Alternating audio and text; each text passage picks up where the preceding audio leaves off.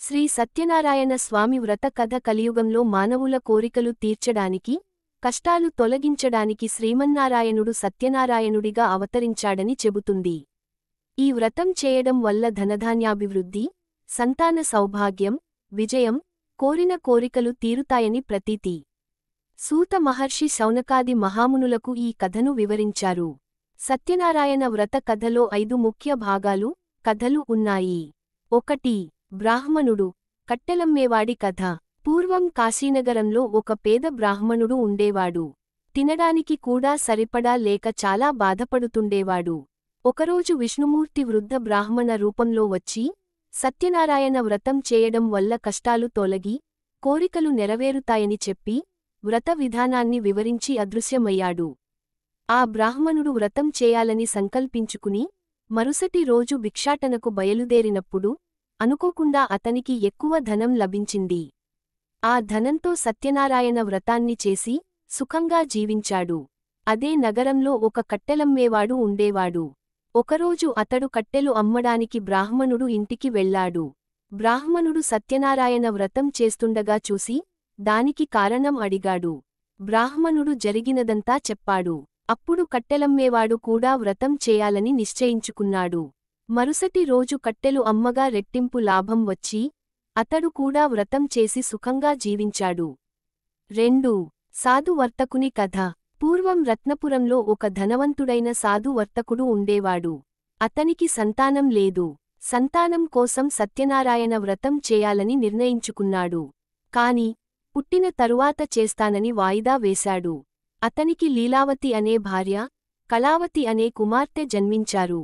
కుమార్తె వివాహం వచ్చినప్పుడు, వివాహ వేడుకల్లో సత్యనారాయణ వ్రతం గురించి మరిచిపోయాడు. దీనివల్ల సత్యనారాయణ స్వామికి ఆగ్రహం వచ్చింది. 3. కీర్తి, సాధు వర్తకుని కథ. ఒకసారి సాధు వర్తకుడు, అతని అల్లుడు కీర్తిసేనుడు సముద్ర తీరంలో వ్యాపారం చేస్తుండగా, దొంగలు వారి ధనాన్ని దోచుకోవడానికి వచ్చారు. దొంగలు రాజుగారి సైనికులను చూసి పారిపోతూ, వారి దోచుకున్న ధనాన్ని సాధు వర్తకుని నావలో వదిలేశారు. రాజుగారి సైనికులు వచ్చి ధనాన్ని చూసి, వర్తకుని, అతని అల్లుడిని రాజుగారి వద్దకు తీసుకెళ్లారు. రాజు వారికి దొంగతనం అంటగట్టి జైల్లో పెట్టాడు. ఇదంతా సత్యనారాయణ వ్రతం మరచిపోయినందుకు జరిగిందని గ్రహించి, సాధు వర్తకుడు స్వామిని వేడుకున్నాడు. 4. లీలావతి, కళావతి కథ. లీలావతి, కళావతి ఇంటి వద్ద ఉండగా, వారికి ఇంట్లో భయంకరమైన కష్టాలు ఎదురయ్యాయి. అప్పుడు లీలావతి స్వామిని వేడుకుంది. స్వామి కరుణించి, సాధు వర్తకుడు, కీర్తిసేనుడు జైలు నుండి విడుదలయ్యారు. తిరిగి వస్తున్నప్పుడు, కళావతి తొందరలో ప్రసాదం తినడం మరిచిపోయింది. దానివల్ల స్వామి కోపించి, వారి పడవతో పాటు ధనాన్ని మునిగిపోయేలా చేశాడు. అప్పుడు కళావతి తన తప్పు తెలుసుకుని ప్రసాదం స్వీకరించి, స్వామిని వేడుకుంది.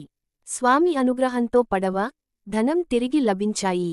అప్పటి నుండి వారు క్రమం తప్పకుండా వ్రతం చేసి సుఖంగా జీవించారు. 5. తుంగధ్వజుని కథ. పూర్వం తుంగధ్వజుడు అనే రాజు ఉండేవాడు.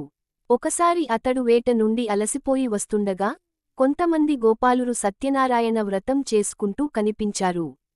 రాజు వారిని అగౌరవపరిచి, ప్రసాదం తీసుకోకుండా వెళ్ళిపోయాడు. దానివల్ల అతని రాజ్యానికి కష్టాలు వచ్చాయి.